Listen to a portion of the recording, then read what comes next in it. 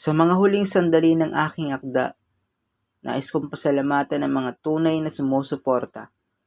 Nag-umpisa akong gumawa noong taon din na ako'y nangangapa.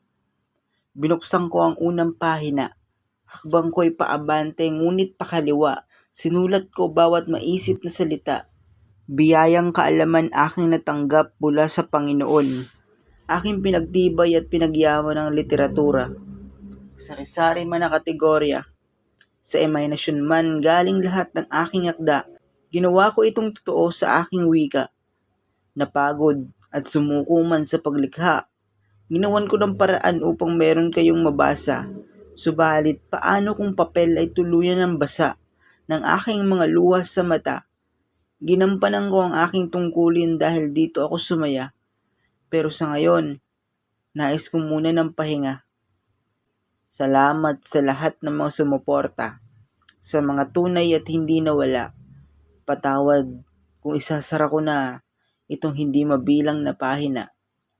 Hindi ako malulungkot sapagkat alam kong hindi nasayang ang aking pagod. Sa mga taong nagiging inspirasyon at tagatanggal ng pagod sa tuwing ako'y luluhod. Hindi mawawala ng saysay ang aking akda sapagkat nabubuhay pa rin kahit sarado na ang aking pahina.